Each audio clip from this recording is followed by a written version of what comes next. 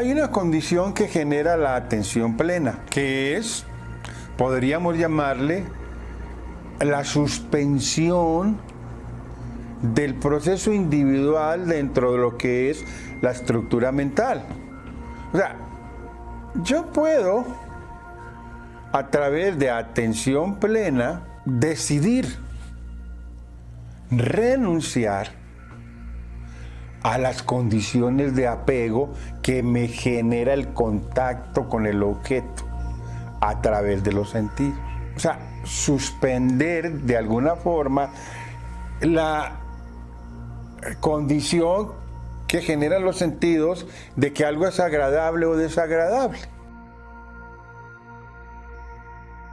No suspendo, digamos, la sensación agradable o desagradable.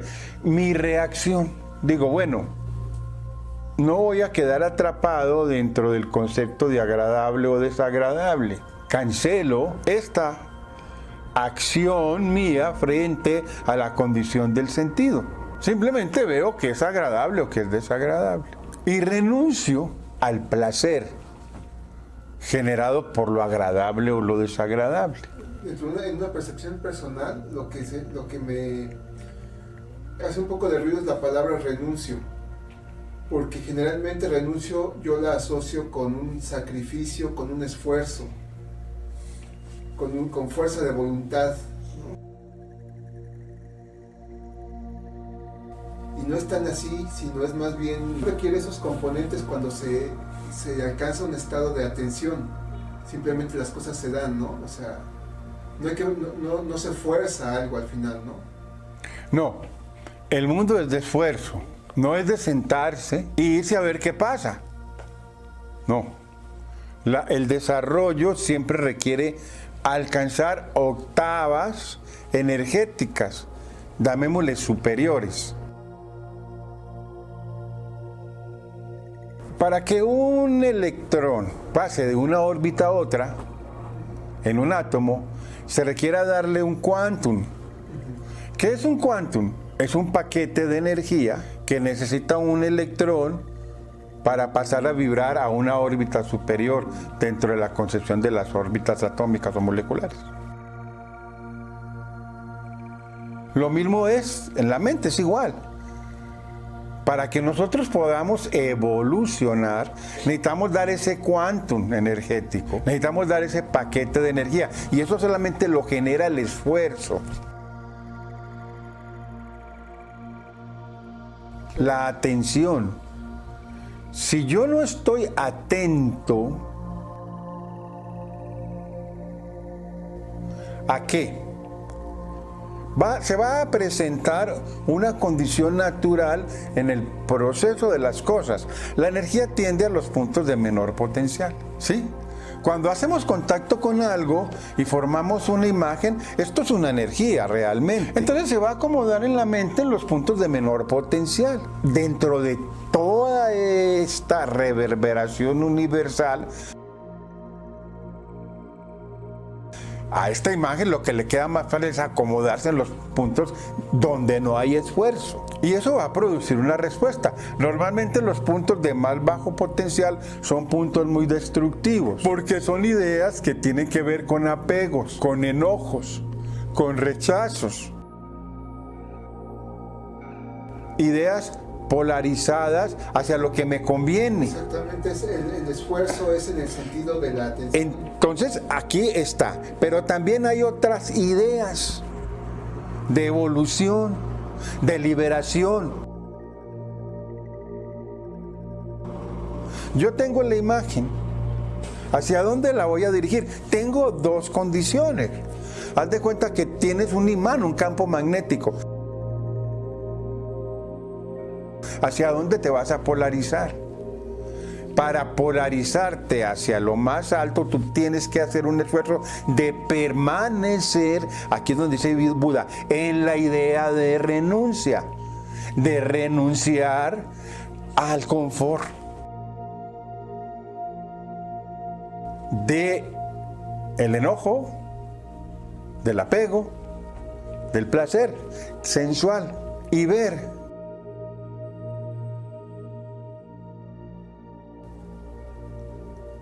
y ver a través del esfuerzo que hay otras condiciones. Entonces, sí existe un esfuerzo. Permanecer atento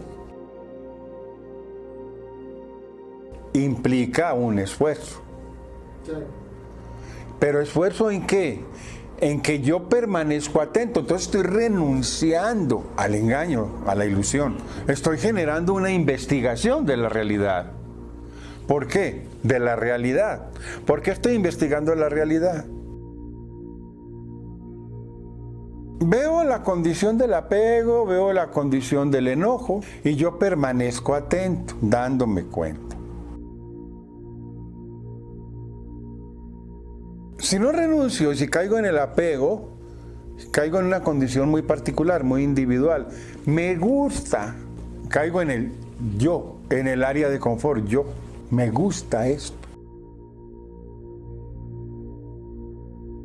En este sentido, si uno dice, si yo renuncio, también lo lleva al campo personal, ¿no? No. Te voy a decir algo. Es una palabra.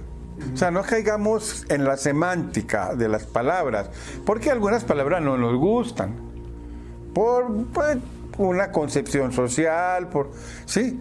Algunas gentes les habrán hablado de la renuncia y para ellos la renuncia es el top, ¿no? Pero otros, con otra educación, pues la palabra culturalmente significa algo molesto, ¿no? Ya, no caigamos en esto, vamos a tratar de el sentido que se le está dando, ¿no? ¿Sí? ¿Cuál es el sentido que se le está dando a la palabra? Yo puedo decirte, tú eres Juan Carlos, pero ¿qué es Juan Carlos? Es toda una historia. No me voy a limitar a decir es esto que veo ahí, es toda una historia, ¿no? Todo un mundo de relaciones. ¿Ya? Entonces aquí lo mismo es esto. Cuando yo digo la palabra, cuando estamos hablando o cuando dice el texto la palabra renunciar, lo podemos entender así, habrán muchas interpretaciones, ¿no?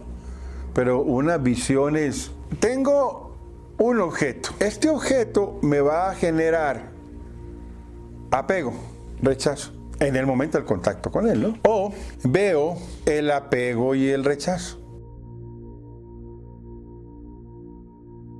Pero ya hay aquí una condición, tengo que verlo. Tengo que razonarlo.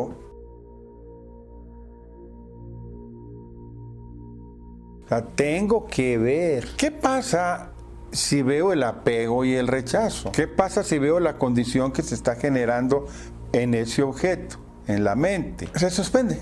Entonces hay una suspensión, un estado de meditación. Una suspensión.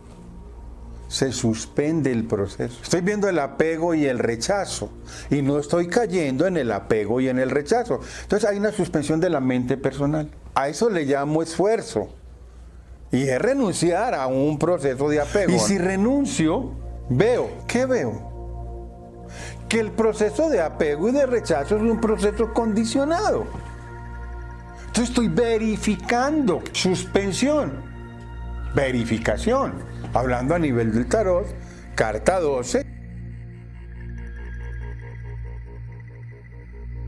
carta 14.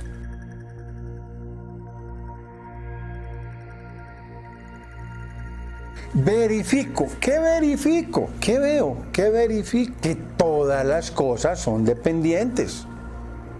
Que todas las cosas tienen un origen condicionado. Si veo que todas las cosas son dependientes, que todas las cosas tienen un origen condicionado, veo que nada es en sí. Eso es una revelación, el proceso meditativo. En el tarot, carta 17, la estrella. Experimentas lo que conocías teóricamente. Se me revela la realidad. Veo la realidad. Oigo, escucho. La que llaman la voz del silencio. Cuando la mente está suspendida, escucho, veo la realidad, tengo la sabiduría de la realidad, conozco el porqué de ese contacto, cuál fue la razón de ese contacto. La intuición. Habíamos dicho que en el cubo del espacio el flujo de la carta 17 se unía con el flujo de la carta 5 y se continuaban con el flujo de los amantes.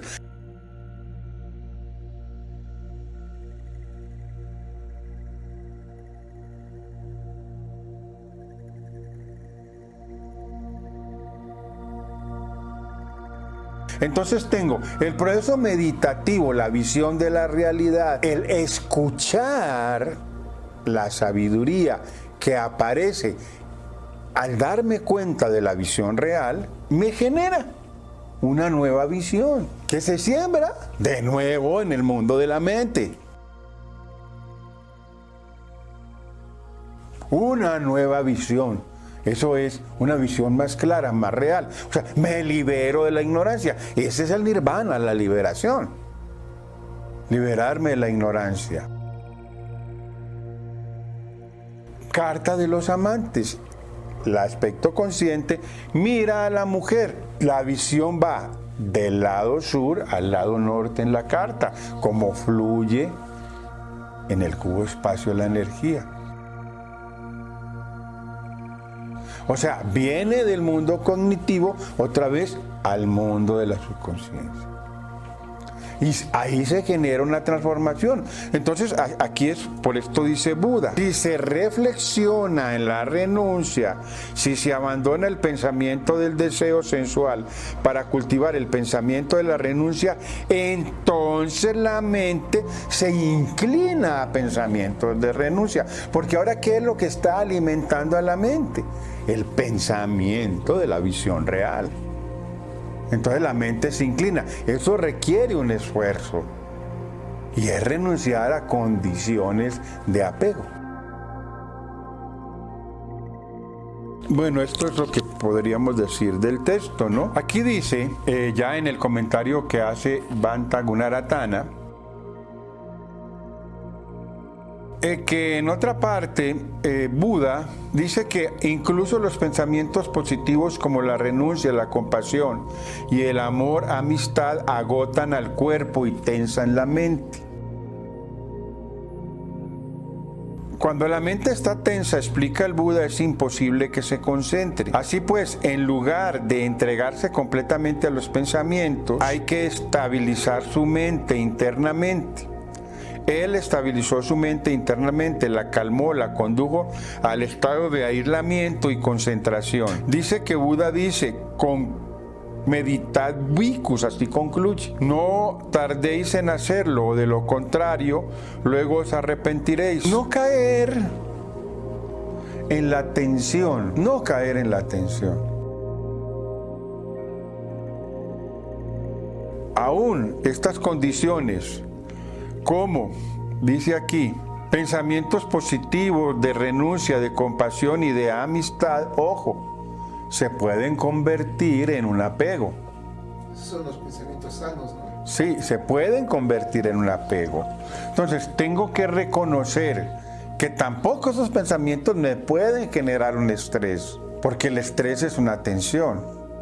Pero ¿por qué te generarían un estrés? Uno pensaría que son pensamientos sanos, ¿no?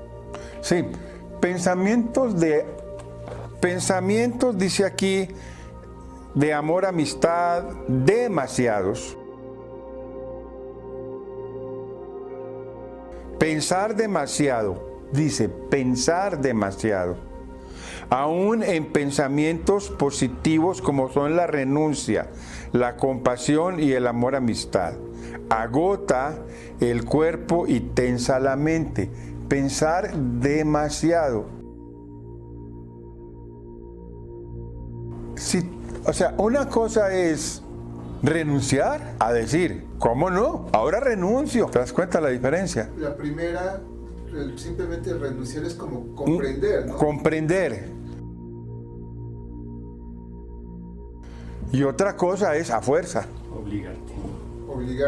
por un precepto, por una cuestión personal, pero no por comprensión. Por no quedar mal, por el compromiso con algo, por el compromiso con una sociedad, con una cultura, con una organización, con la familia, conmigo. Sí, esto tensa, pero la comprensión es un proceso natural en donde no hay tensión. Es un proceso de atención, es un proceso sin tensión. Actitud o una forma de pensar o de ver implica como disciplina.